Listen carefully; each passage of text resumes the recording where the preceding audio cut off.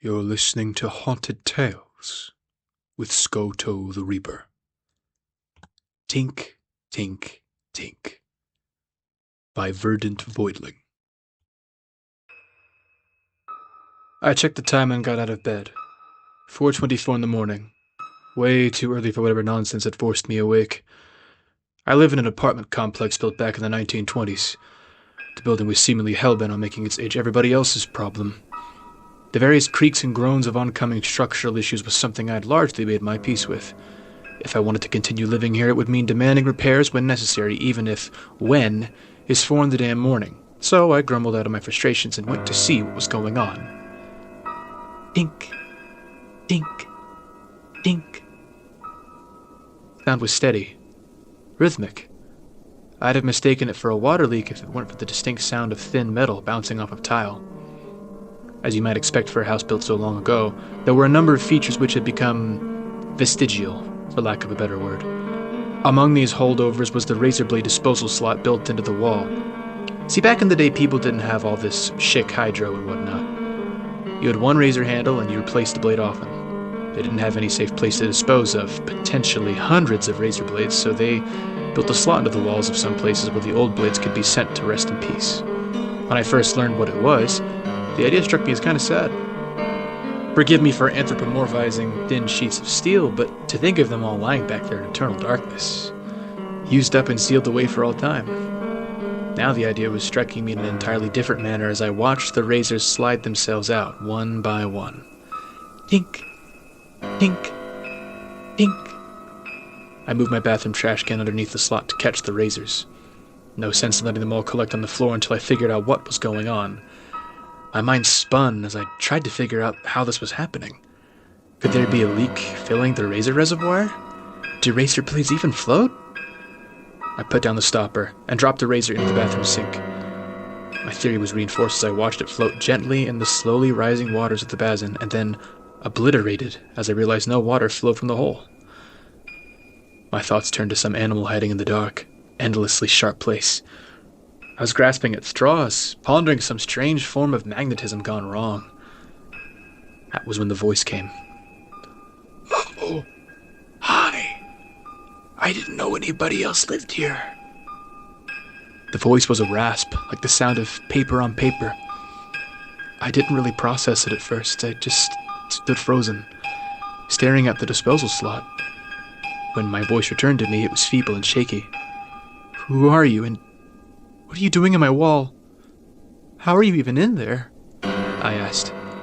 There was not enough space in the average wall for a person to fit. I fell asleep and I'm trapped in here. Please, you have to knock down the wall and let me out. The voice was hoarse and disgusting to listen to, but decidedly feminine. What the hell are you talking about, lady? Came my bewildered reply. Fell asleep where? Why do I have to knock down the wall? How are you in there? There's a room back here, she said. It's not technically part of the building. They must have sealed it off while I was asleep. Nobody had sealed anything off on my floor in a very long time. You've got to help me, old man, she pleaded in hitched breaths, panic in her voice. I'm firmly middle-aged, just for the record. I've never thought of myself as one to abandon a woman in distress, so I set myself to the task of opening up the wall.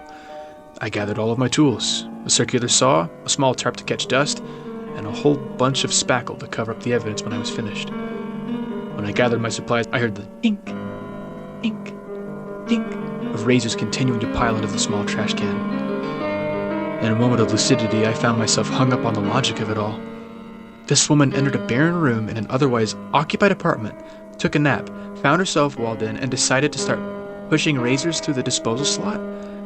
Why would anybody willingly touch those things? The whole reason for the slot was that they were considered a biohazard back in the day. See, people in those days would burn garbage and use the ashes for fertilizer. You don't want biohazards and razors in your fertilizer. Tink, tink. The trash can had collected enough of the blades that they were now falling on top of each other. I, like many other middle-aged men these days, had a habit of buying neat stuff with no real practical purpose in mind. One of the things I had impulsively purchased was a handheld endoscope. I pressed the power button and marveled as the light which accompanied the camera flashed on. I moved the trash can out of the way and began to feed the tube into the disposal slot. What? Hey! Wait, what are you doing? What is that? She rasped out the question with a note of curiosity. It's just a camera. Calm your My voice died in my throat. There was no room. And there was no woman. What I saw there, nestled at the apex of the pile of razors, feels impossible to explain. It was abhorrent. It resembled a sea urchin, but instead of long spines, it had chubby little arms which took turns rising and falling in a wave. The urchin vibrated ever so slightly, as if its insides were spinning rapidly as it sat in place. I only saw its mouth when it spoke. An outline pressed against the urchin's surface. It reminded me of the way a baby's hand pushes against the mother's stomach from within. Why is it so bright? What is it for? It asked. I don't know why I told it the truth. It's a camera, I said. My honesty was met with silence, so I elaborated. I can see you. The urchin in the wall shrieked and thrashed, its many tiny arms stretching and retracting to pull itself around with abandon. Razors scattered wildly as it threw its tantrum. I began to pull the camera from the wall and watched in horror from the small screen as the spines of the urchin lashed out in unison and grabbed hold of the endoscope.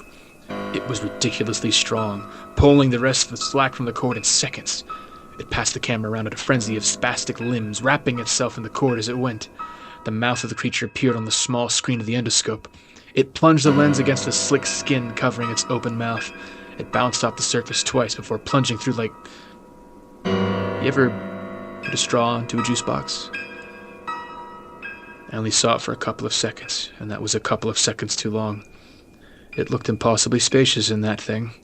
An expanse of fuming acid stretched out with all the vastness of the ocean. Teeth rushed in from all sides, the rows of ivory daggers reaching at least another 15 feet past the camera.